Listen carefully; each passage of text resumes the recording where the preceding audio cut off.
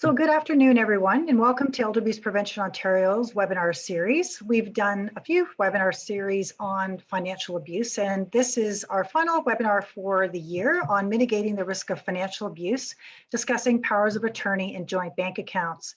And we're really pleased today to be collaborating with the Canadian Bankers Association to bring you a presentation on a really important issue that we get many calls about. And they're going to also be presenting on their Money for Seniors program in relation to these issues. So just to go through some housekeeping issues before we get started, everybody will be muted during the webinar. The webinar is being recorded, and we have with us two ASL interpreters for our webinar, and you will be able to see one of them during the session today. You can adjust the screen image size for the speakers by pulling across the black bar to make the image larger for yourselves.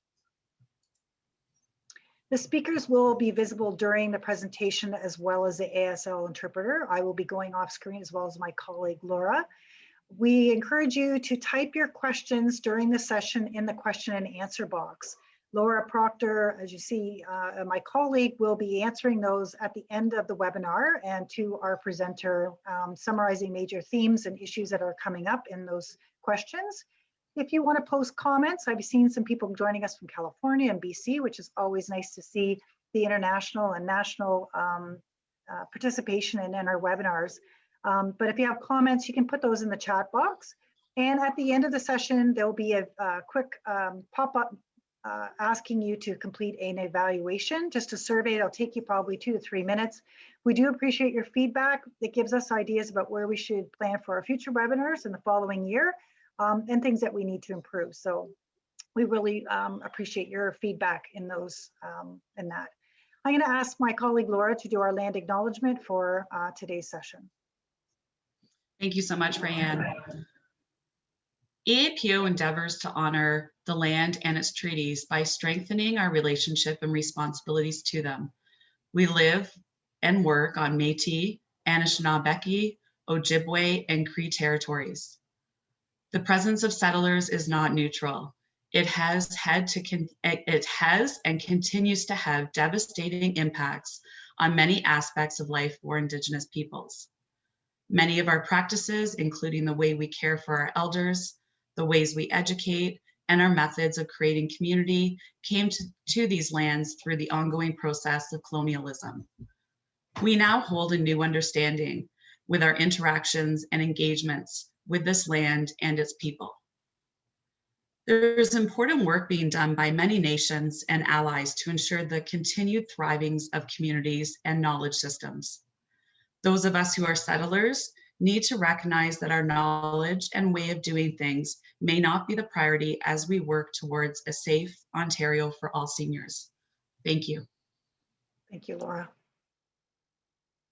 So we have a jam-packed agenda today that our speaker Sylvia is going to talk about. I'm not going to go through each one of these, but the general idea is that we are going to be talking specifically around powers of attorney, the differences between that and banking power of attorney and continuing power of attorney, the difference between fraud and financial abuse, and how the banks can really assist in some of these issues that may arise for you as a senior or knowing as a family member when questions of financial abuse arise. As I said, we will leave 10 minutes at the end of the session for a Q&A. And if you have seen a couple people posting, we encourage you to do that during the webinar. And we will bring those up after. Just a short introduction to our organization, Elder Abuse Prevention Ontario. Our mission has been and continues to be ensuring that seniors all are free from abuse, have a strong voice, feel safe and respected.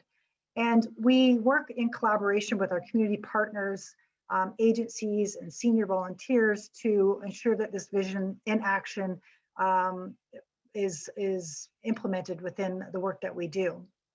We work with the Ontario government, the Ontario Ministry of Seniors and Accessibility, and implementing Ontario's strategy to combat elder abuse. And we've been doing that since 2002. And every year we continue to expand and growth in the work that we do and the partners that we work with. We do training and education to seniors, but also service providers in all different sectors. And that has expanded beyond just our traditional partners. We're doing a lot more, particularly on financial abuse, with our financial industry partners as well. So we appreciate your participation, and we encourage you to go to our website to check out other resources and information that we have. As I indicated, we've been doing several webinars throughout the year, and those are all posted on our website under webinars and training that you can view webinars, including this one that will be recorded after the session. Oops. So it gives me great pleasure to introduce our speaker today, Sylvia Nawalski, and she is a financial planner with RBC Royal Bank. Sylvia has worked with RBC Royal Bank for the past 15 years, and she's currently a financial planner in Whitby. So obviously has worked, just talking with Sylvia, she's had experience working with issues of financial abuse, unfortunately, but has been able to assist clients during these complex times that they have experienced financial hardships or abuse happening.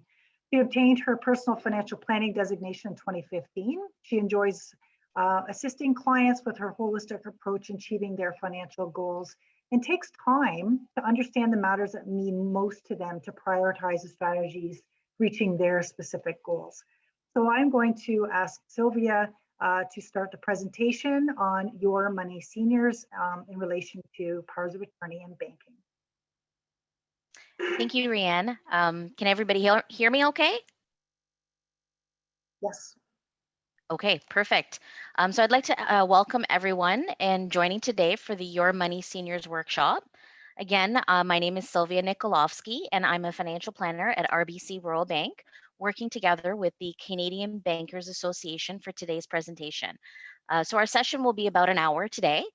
The Canadian Bankers Association has developed Your Money Seniors, a part of their ongoing commitment to support the financial literacy needs of seniors across Canada. The Canadian Bankers Association is an association that supports the banking industry in Canada and also provides information to help consumers manage their financial affairs. Additional assistance and support was provided by the Financial Consumer Agency of Canada, also known as FCAC. The FCAC provides consumers with accurate and objective information about financial products and services and has a commitment to improving financial literacy among seniors.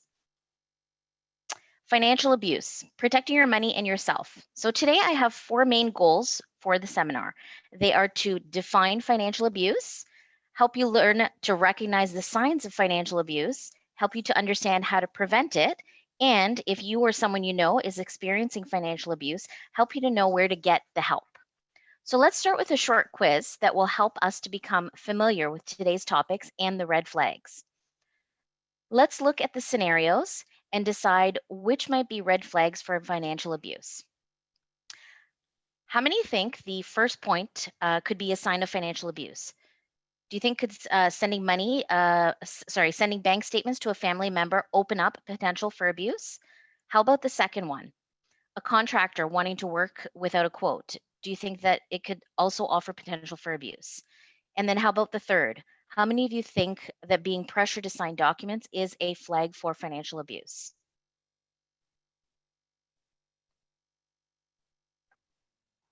Okay, so if you thought that all were potential signs of financial abuse, you would be quite right. Any of these situations offer the possibility of financial abuse. So you can just see that on the screen there. I believe that, yes, you can see the results that most people do agree. Yes, that's right. So now we're going to talk about what financial abuse means. So financial abuse usually occurs when someone tries to take or control what belongs to you for their own benefit, not yours.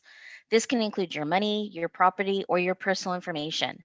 Financial abuse is unethical, and in many cases, it is also illegal. Let's look at some examples to make it real. Say, for instance, your granddaughter borrows some money but refuses to pay it back, or an acquaintance asks to move into your home and refuses to pay you rent. Another example would be a niece or nephew is trying to pressure you to sign a document you don't understand. All of these could be examples of financial abuse. Financial abuse is usually perpetrated by someone you know. Now, I want to make this clear. There's financial abuse and there's also financial fraud. These are 2 different things. Your Money Seniors also has a module on financial fraud that explains how you can spot frauds and scams. Financial abuse, by contrast, is illegal and unethical behavior on the part of an individual who wishes to control what belongs to you for their benefit. Now that we know what financial abuse is, and we've talked about some examples, why do you think seniors are more at risk for financial abuse than others in the community? So we can consider finite financial resources. When you're on a fixed income, stolen money or possessions impacts your quality of life, sometimes for the rest of your life. It's not just about the money, it's about the quality of your life. People on a fixed income have a harder time making up for losses. There's also dependency. As people age, they become often more dependent on people for support and assistance in their lives. Professional caregivers, family members, and friends are usually placed in positions where they have access to and or control over a senior's home, money, and possessions. Isolation. Seniors are sometimes isolated by health. They deal with deaths within their circles and mobility issues. This makes it hard for some to reach out to experts or other trusted people for advice, making them vulnerable to financial abuse. Money and health are also linked. Losing money through financial abuse can have a huge impact on your ability to stay healthy. We can clearly see how devastating financial abuse can be for an older person and the importance of recognizing the signs and ways to prevent it from happening. Now that we've talked about the definition of financial abuse and why seniors are more at risk than others in the community, we'll talk about how it happens. All right. So we know what financial abuse can do. So how does it happen? What are the top forms that financial abuse can take? Let's take a look at power of attorney and joint accounts, two important financial tools that can be very helpful when used properly, but also expose seniors to a risk for financial abuse. First, let's talk about power of attorney, or POA.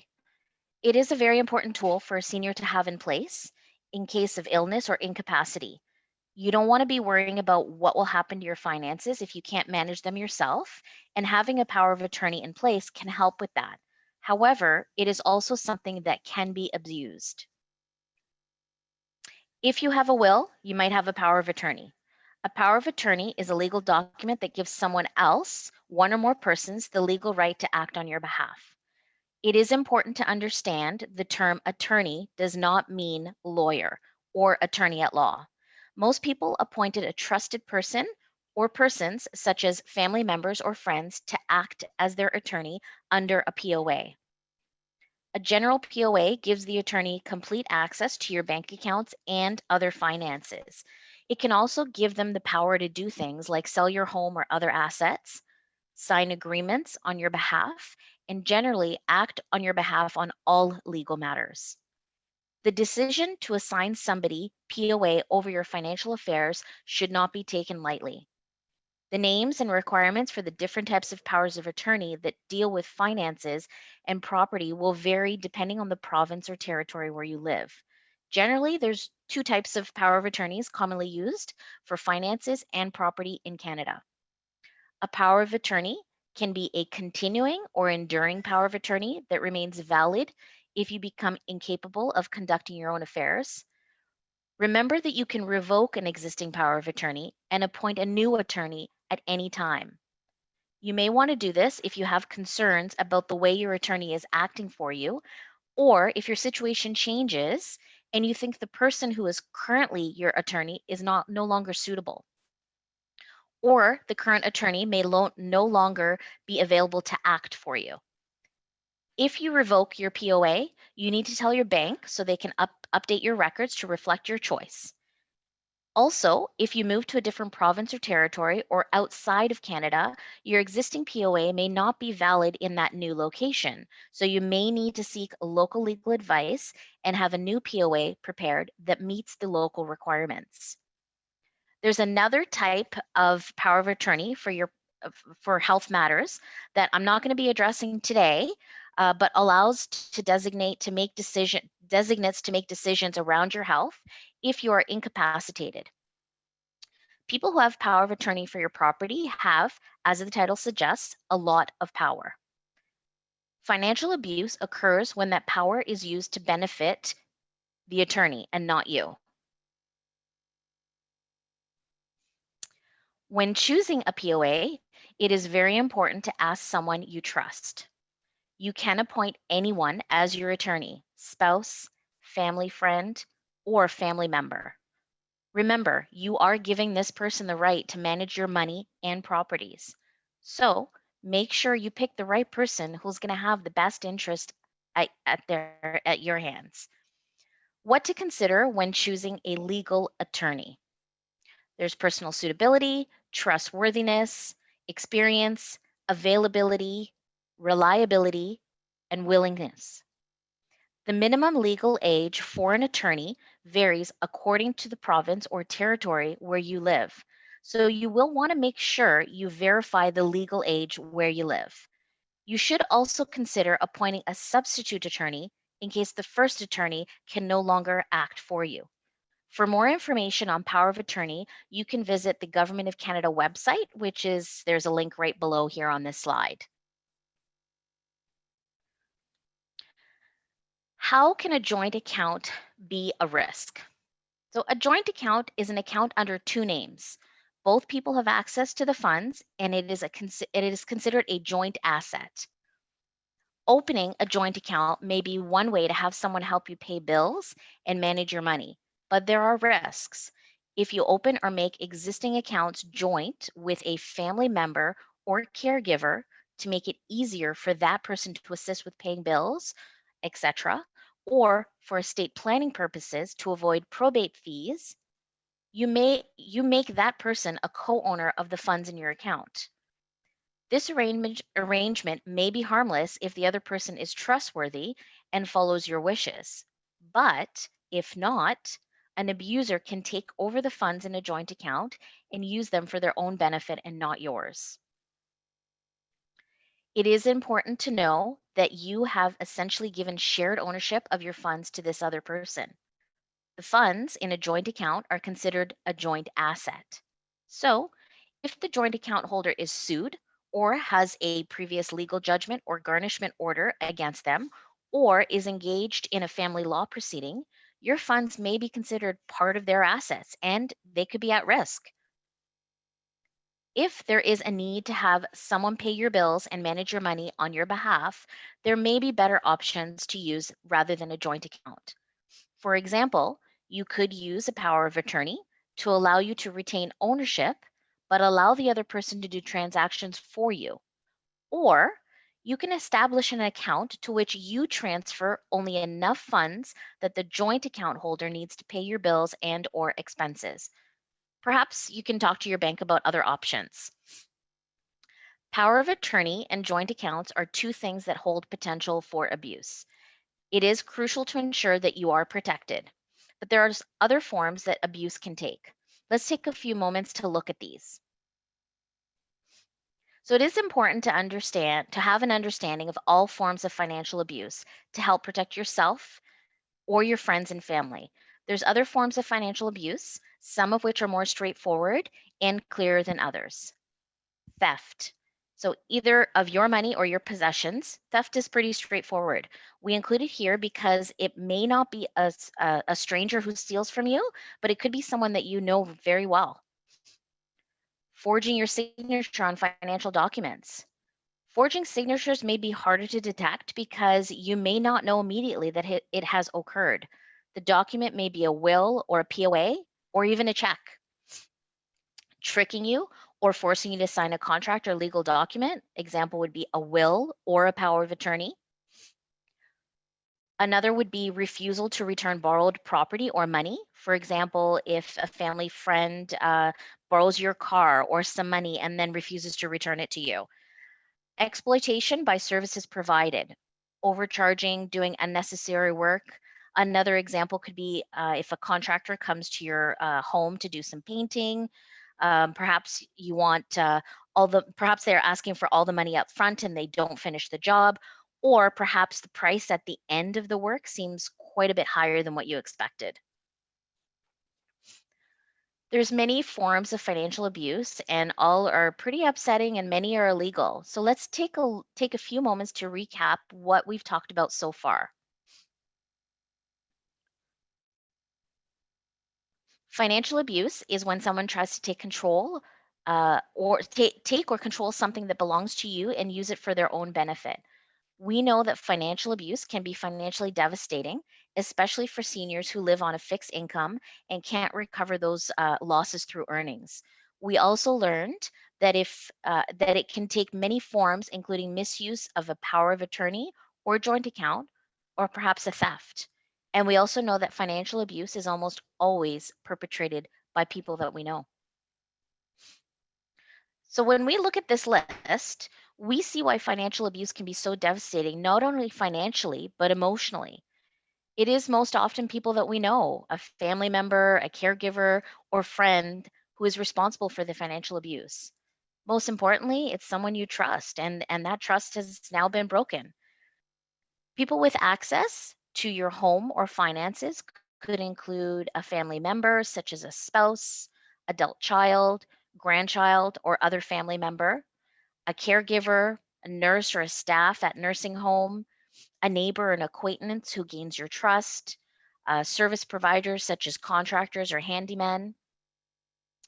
Um, so now what we're going to do is we're going to walk through three scenarios, and I want you all to think about the red flags for financial abuse in each of these stories.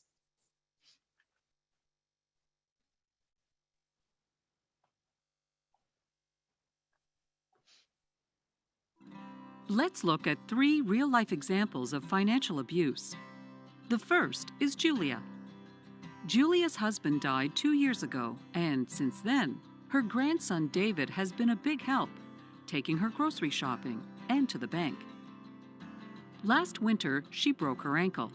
Getting around was difficult, so David offered to do her banking and buy all her groceries for her by using her bank and credit card. In the last few months, her bank balance has been dangerously low, and this month there was not enough to cover her phone and heating bills. She's never had money problems before. Now there's not enough in the bank to cover necessities.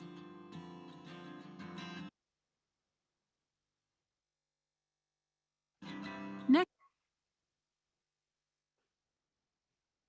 You want me to just continue? Yes. Sorry.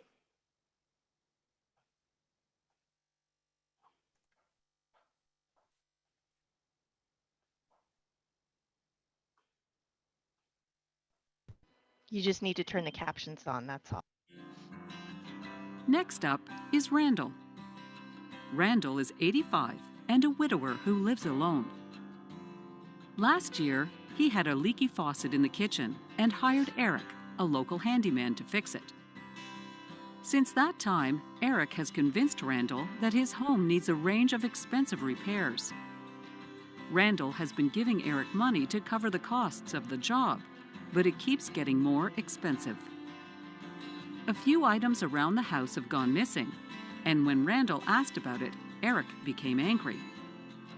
Now Randall is afraid to say anything, and Eric has a key and comes in and out when he pleases. Randall is embarrassed that he's let Eric do this to him, and he's not sure what to do.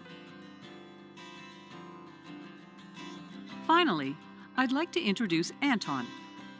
At 85, he's lived in the same house for 50 years. Last year, he began to have problems remembering things and missed some bill payments.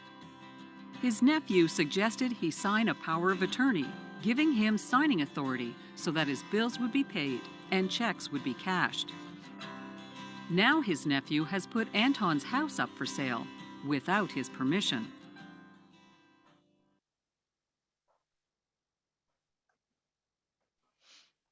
So lots of red flags there.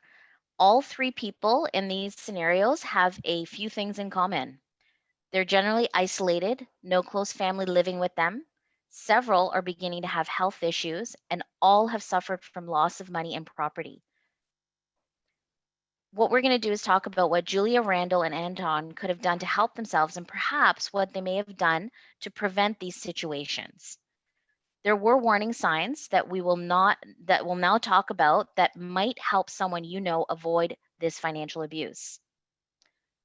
We know how financial abuse takes place and who potential abusers can be. We've also met some of the victims. But what are the signs we should be looking out for when it comes to spotting cases of financial abuse?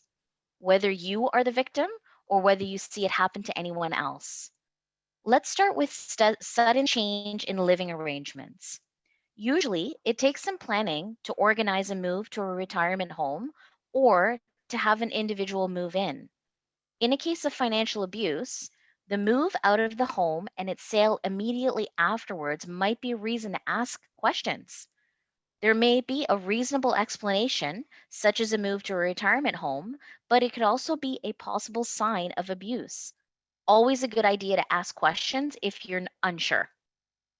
Second, if your family or friend shares that they are feeling pressure to change beneficiaries or change their power of attorney, will, or title on their property, then we have another red flag.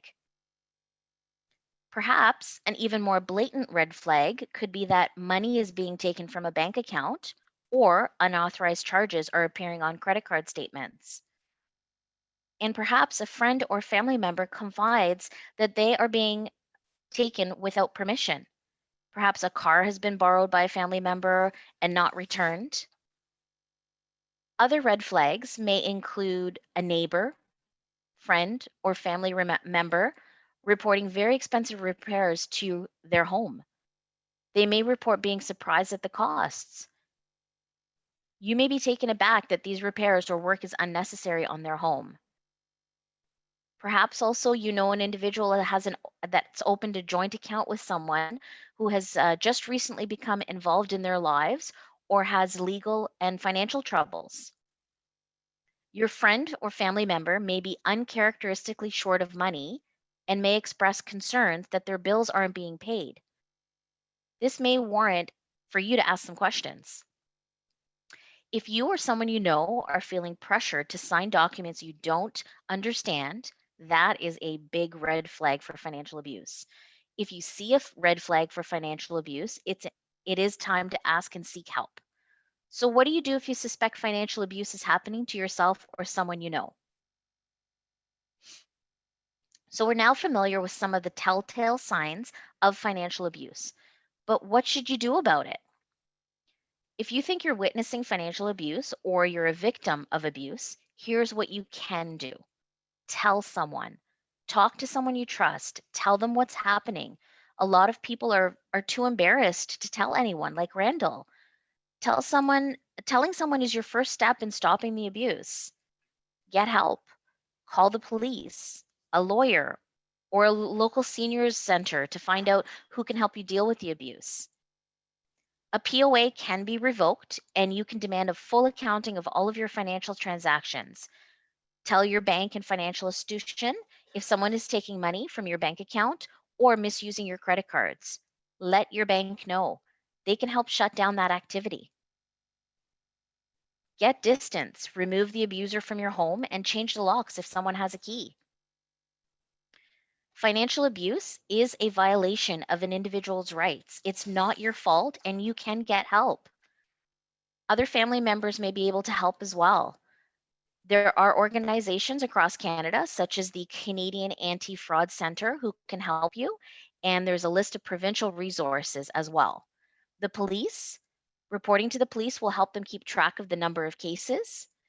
Your bank or financial institution can help, but have limits on what they can do depending on the situation. It is important to ensure that you access help from your bank and others. The very best way to deal with financial abuse is to prevent it from happening in the first place. And there are steps you can take to prevent yourself. Here are a few of them. Choosing a trusted person to be your attorney. Remember, an attorney is someone you give the authority to act on your behalf with respect to your financial matters. Be clear with your attorney about your wishes. Understand how POA works and what it means before you sign. Don't ever be pressured into signing documents without consulting a trusted expert like your lawyer or someone you trust. Involve them in your financial decisions. Protect your PINs. So never give away your personal identification numbers on your financial accounts. Try not to write them down where others can find them. And stay in touch with your bank and consult with your bank when making important decisions around joint bank accounts or giving someone else authority to do your banking for you. At home, you're going to want to keep valuables, IDs, credit cards, checks in a safe place you can access. Open your own mail. Try to pay your own bills for as long as you can. Also, make sure that you check your bank and credit card statements carefully every month for transactions you didn't do. You can also monitor your accounts or credit card transactions by telephone.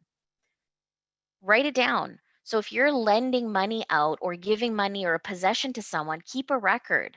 Preferably, I always say have a formal agreement with the borrower when, get them to sign something saying that they're going to give it back to you. This way you have an account of everything.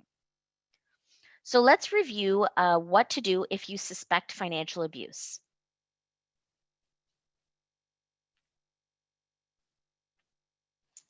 Okay, so I'll have the questions directed at the bottom, and then we'll answer any questions towards the end. So basically, let's take a few moments to go over the quiz on red flags. So which of these situations offer the potential for financial abuse? Individual opens a joint account with an individual they don't know that well. Individual reports pressure by a family member into signing documents they don't understand. Or individual has paid an unusually high amount for a home repair or service, or all of the above. Give you a couple of 10 seconds there to answer that.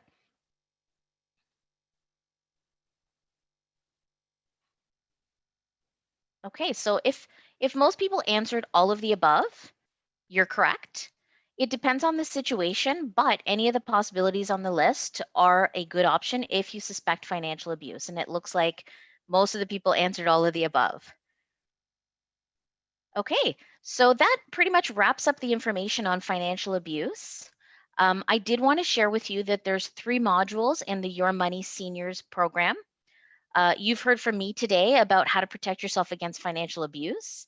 And we can also have the Your Money Seniors presentations on cash management, making the most of your money in retirement, which can discuss the changing needs you'll have throughout your retirement and how to plan for them. And financial fraud, know the signs and empower yourself, which will help you recognize the different kinds of financial fraud, including identity theft, debit and credit card and internet, phone and email scams, and give you tips and information to prevent fraud from happening. All Your Money Senior seminars are free and available throughout the year, and you can talk with your group's organizers about requesting another seminar. The Your Money Seniors website at www.yourmoney.cba.ca is also a really good source for more information on what we've talked about here today. The Canadian Bankers Association also sends out a regular and free fraud prevention tip email newsletter, and you can also sign up for that at www.cba.ca/fraud. So I'd like to thank everybody today for joining us, and I hope that you enjoyed the seminar, and we'll go on to some questions. Thank you so much for that informative presentation. We really do appreciate it. So let's just jump right into the Q&As because I always feel like this is a really important part of our webinars where people can directly have those important questions answered. So we're getting a lot of great feedback, great presentation, thank you. We are getting some themes around, do you have tips for seniors that don't have access to internet? That's a constant question we get. as many of us know, many parts of Canada are extremely rural. So do you have any tips today if seniors don't have access to the internet? So are we talking about in lines of finding out more information? Yes. Okay. So my recommendation is talk to someone at your bank. If you do have a financial planner or a personal banker, I know right now I've been working from home since March. Some of my clients don't have internet, they don't Mhm. have email access. I'm very good if they do give me a call, and if they're wanting information, I'll print it up for them and pop it in an envelope and send it to them in the mail. So that's one option that you could use. Um, Another would be if you go into like, well, I guess right now with the pandemic, we can't even go into a local library. Mhm. So yeah, I've also had a few of my clients that don't have internet or email access, but their children or grandchildren do. So we get on a call. I try to conference in, Mhm. and then we kind of answer any questions that we may have, and then the child or the grandchild can kind of explain and reiterate to their grandparent. Excellent. Thank you so much. And I would also suggest seniors to connect with their senior centers without walls. They do phone calls, workshops. Here at EAPO, we've been providing a lot of informative presentations on COVID-19 frauds and scams. So that's a great way for more isolated seniors to stay connected. Okay, so next question is there any tips to involve a family member that has the early stages of dementia? Is there any sort of safety planning checklist to help eliminate that potential for financial abuse? And is there any other tips to ensure their safety as they progress through dementia? Um, I would probably, I mean, I know I did have an instance with a client that was going into the first stages of dementia, and the spouse and the both clients had come in. Normally, I try to make sure that they have their wishes articulated in a power of attorney, and make Mhm. sure that they have their will updated. I always stress having that will and power of attorney as soon as you can, because it is a very key important part, because as we get older, or if we're not able to make decisions for ourselves, we want to know that we've kind of given get that control over to a trusted person, whether it's, our children, our, a friend. Sometimes we can also appoint the bank. You can always ask if you don't. I've had a few clients that don't have family members, they don't have children, or they don't want to burden their family members. So we do, a lot of the banks will offer these services. So something that you can ask about. I think I mean, that's pretty much. Now, this next question ties into what you were just speaking of is if an individual doesn't want to burden their family or don't have close family ties, is it possible to enact your lawyer as POA? And if you do so, what recourse can you take if you feel that they're not acting in your best interest? You can enact your lawyer, like if that's something that you'd have to speak with your lawyer about. And I did have one client that had this situation, and they didn't have anybody, they didn't know, and the lawyer basically said, if you want, I can act for you. You should be able to revoke that at any time. You just have to make sure that, it's worded properly in the document. And I'm sure, lawyers have ethically, they have to do things properly. So I think you would be okay in that sense in asking your lawyer. Wonderful. And now for those seniors that are unable to pay for will documents and power of attorney documents, is there other options? So I mean, depending on the assets that you have, I sit down and talk to clients. I mean, it's for in most areas, it's not a huge amount of money to have a will and POA prepared. I mean, I know different lawyers charge different amounts. You're probably looking at anywhere between 500 to 1,000. If you don't have the money, I know there is websites, there's kits that you can buy. I've had some clients prepare their own. You could do a holograph will. A holograph will basically is what you write. You're writing it in your own handwriting, and then you're signing it. So for anyone that has access to internet, you can search up that online, and it will kind of explain to you exactly how you can do it. But I'm pretty sure there is a website the Ontario government has. Where it walks you through how to prepare your own power of attorney. And I think there's templates for power of attorneys that you could just print, write the name of the power of attorney, and then you just sign and have two witnesses sign it. And I've had clients bring that into the bank. Most financial institutions, we have a legal department. So anytime we get a power of attorney, we have to send it to our legal department for them to approve it to make sure that it follows the standards within the province that we're using it. But yes, there is a lot of tools that you can get. I know I did have some clients that would go to the library because there's books at the library that help you along with that as well. Wonderful, thank you. So next question, in some cases, it could be financial abuse through a financial advisor, which could lead to abuse. Issues with the advisors, perhaps now working in the best interest of the clients. What tips can you provide to individuals in choosing a reputable financial advisor? So everybody that I've kind of taken on and assisted with in financial planning, I have a meeting with them, and we kind of get to know each other. And I always tell clients, I understand that trust can't be built overnight. Sometimes, having the conversation with the client, ensuring them that, I'm looking after your best interests. Yes, I do work for a company, but at the end of the day, I pretty much can't sleep at night if I'm not giving a client the right advice. And if I feel that a client, I mean, we also have fraud department within the bank that does spot things. But I do tell clients, like, whenever you're getting your statements, if you have questions, that's why I'm here as your financial planner. And don't think that there's quite, a lot of clients will say, well, I don't want to bother you with that. I said, no, you're not bothering me. That's why I'm here. I'm here to help you to make those informed decisions.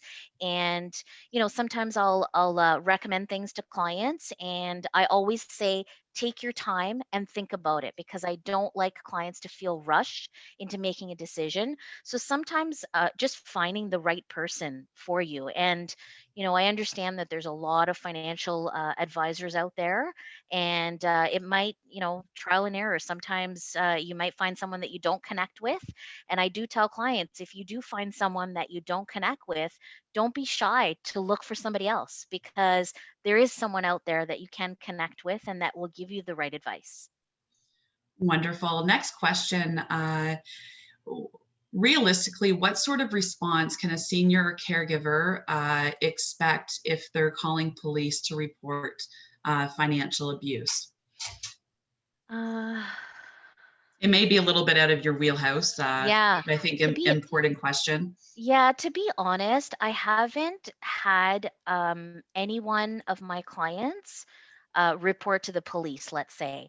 I have had clients that it's very hard sometimes when you're coming in with your son or your daughter, or, you're coming in for a joint appointment and they're saying, Mom, Dad, let's make all our accounts joint. I have had clients that I will speak to them and say, if you don't feel comfortable with this, you have to let me know, but you also have to stand up and tell your son or your daughter, you know what, I did have this situation, and my client did stand up for herself. It was a little bit hard for her, but I said to her, I said, you have to make it clear that you can manage your own finances.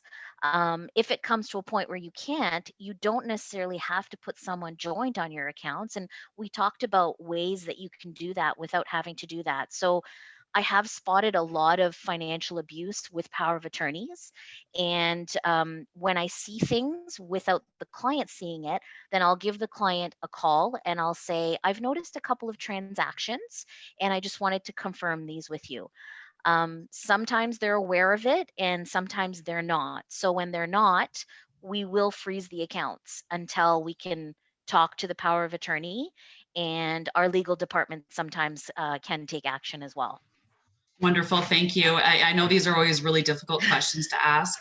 We are getting some comments in the chat and Q&A around the reluctancy with seniors wanting to make statements to police. So it's up to us that work in this field as service providers to build that relationship with the senior. And if a crime is being committed against them, that we want to encourage them with our support to make those statements. But it's not necessarily always the answer, right?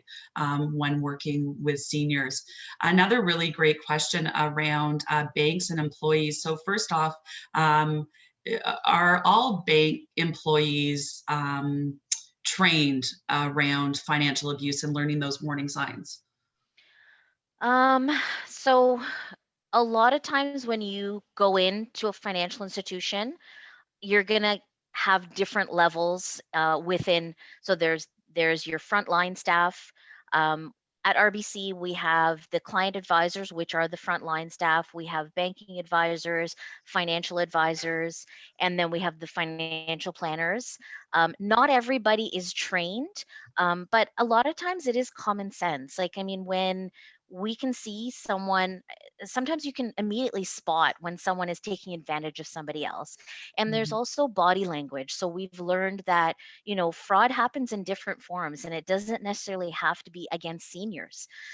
So a lot of our frontline staff have been able to spot fraud. I mean, we've had a senior lady come in and she sold her car and she got a draft, and we ask questions, right? A lot of times, sometimes we get pushback from clients because they get angry. So I always say, don't get angry when we ask questions because it's always for your benefit. You are our client and we're trying to protect you. So by asking these questions, we can determine whether the check you received is fraudulent or not.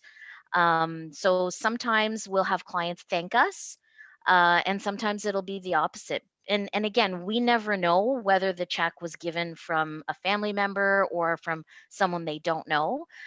We have been able to stop a lot of fraudulent activity, and it's just spotting that. And it's, we do have courses that we take. We have our annual code of conduct. We have a lot of things that RBC has put in place. I'm sure other financial institutions would be the same. But we just make sure that we use our common sense. And I always tell the frontline staff, if you spot something, try and ask a colleague. Say, hey, this doesn't look right. What do you think? Right? Sometimes those are the ways that we can spot things. And I'll be honest, sometimes we can't spot everything. But we do our best, and we do also have that fraud department because we've had a lot of fraud against credit cards or whatever the case may be. Excellent, and so important to ask those questions, even if we're not comfortable, really important. Next question is, why do some banks take action when cognitive incapacity and financial abuse risks are seen, such as restricting the account or canceling debit cards, but other banks say that they can't help? So I think this individual asking the question, they're really seeing discrepancies within banks. So are we referring like if we're being informed that someone's incapacitated, or? It just says, why do some banks take action when somebody is cognitively impaired and seem to be at risk of financial abuse or are being abused, and then other banks are unable to help where some banks are? So it seems like maybe it's policy discrepancies within the banking system. It's probably just, because I work for RBC, I know our policies and procedures, and we take things like this very, very seriously. I can't speak to the other financial institutions, and that's why I encourage clients to establish a relationship with someone at the bank, someone you know. So if you don't have a financial planner, then even a financial advisor.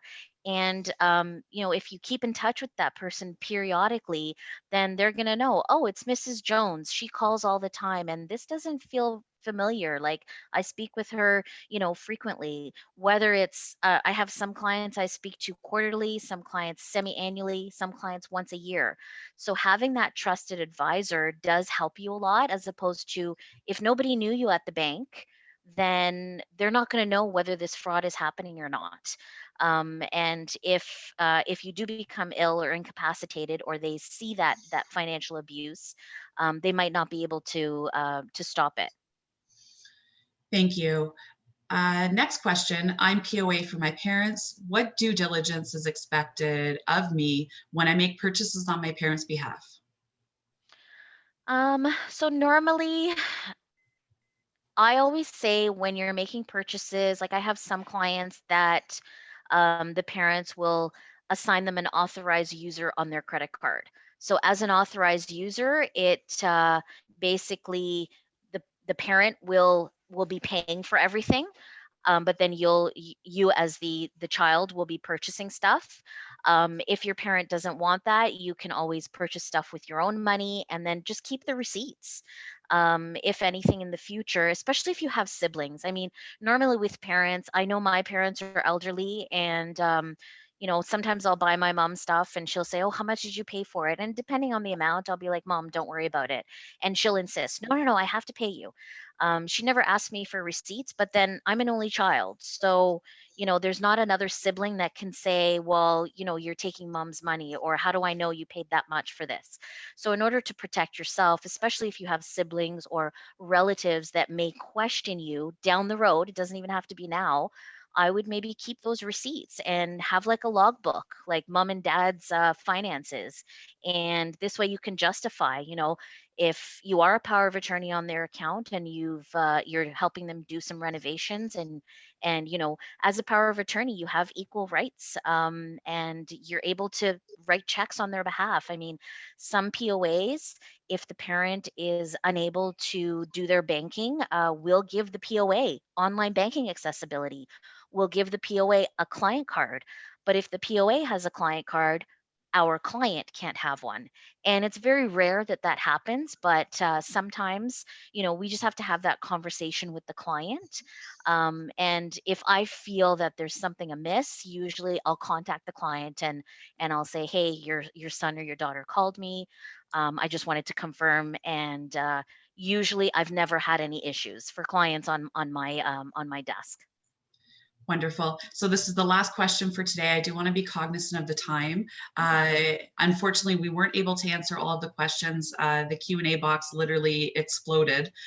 So I hope we were able to hit on the most important today. So last question is, as somebody who supports persons living with dementia, I find that every bank has its own policies and procedures around enacting the POA for finance. And sometimes there are other forms that need to be filled out at particular banks. What does RBC require to have POA access finances for a person living with dementia?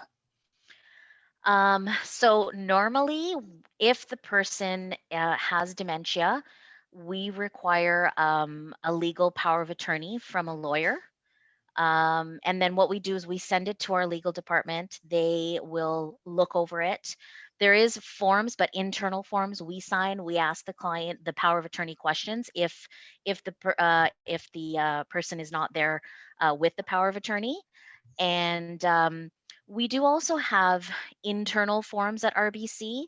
So with the internal forms, the only time I would use those is there's certain thresholds of amounts that clients have in their bank accounts, and really anybody that has, I'm going to say, between their home and their investments and their bank accounts more than $20,000, That's just my rule of thumb. I don't know if other other financial institutions look at it differently.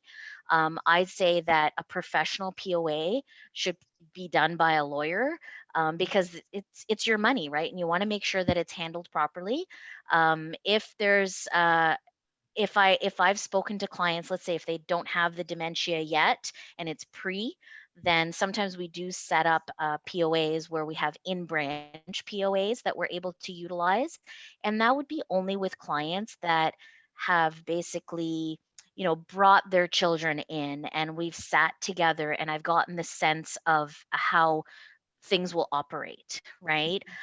So I strongly will reiterate again, having that trusted person, whether it's at your financial institution or whether it's at RBC, and you know, I think that person will have your best or your parents' best interests at heart. Thank you so much, and I'll turn it over to my colleague, Rayanne. Great. Thank you so much, Sylvia and Laura. That was a lot of great questions from everybody. And as Laura said, it's so hard to get to everybody, but we will review the other questions. And if there's something that comes up, then we will get back to Sylvia and our other community partners to find some answers to those questions that we weren't able to get to.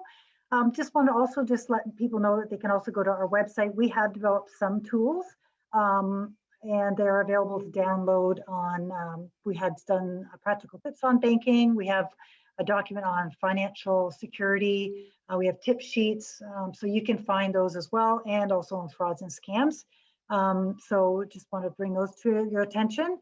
We also work with the Assaulted Women's Helpline and promoting the Seniors Safety Line. So that's available 365 days a year. And they have live counselors and in over 200 languages. Now they've also recently started an online chat where if you go on the website, you can actually communicate with those counselors live online. So I know this was kind of, we talked about a bit in terms of reporting. So if there is financial abuse within retirement home or long-term care, that is reportable.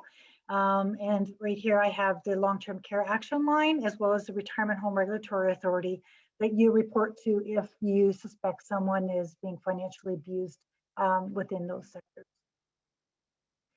And I know just looking at some of the chat boxes and question and answer box, there was questions around where to go to for police. As mentioned, I would encourage people to ask your local or regional police department if they have a senior support officer. There is an organization or a group of officers across Ontario called the Law Enforcement Agencies Protecting Seniors, who do get together and share information and knowledge about elder issues, including fraud and scams and things like that. So they are becoming much more educated, as well as you know, looking at the frauds in the financial sector. So I would encourage you to look at who is available. Toronto Police, I know there was a comment from someone from Toronto, Peel Police. There's many divisions now that have officers that have additional training on elder abuse, and actually hosting a conference, hopefully in March, on the issues of elder abuse.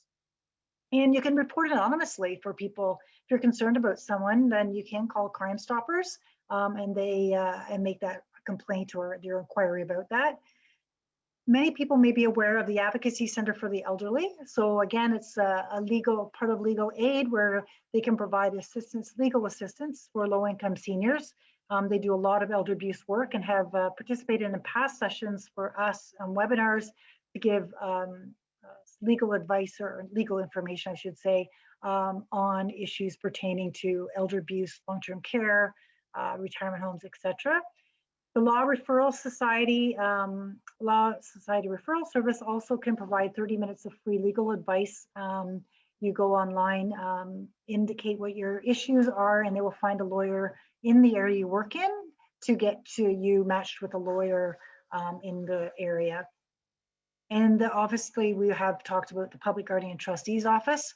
They have an investigation office, so there's the phone number, and there's a lot of information, I think, as Sylvia indicated, on their website through the Ministry of Attorney General, not only about what the role of the PGT is, but also around powers of attorney. And oftentimes people may need some support through home care. And, you know, there's not me, as Sylvia indicated, it does affect people's health. So, you know, talking to someone at the Lynn, if the people need additional home care or assistance, the Alzheimer's Society is a great resource if people have a capacity issue and dementia that they want further assistance or not knowing what resources and supports. They're an excellent resource, as well as the Ontario Caregiver Organization. And they also have a helpline online.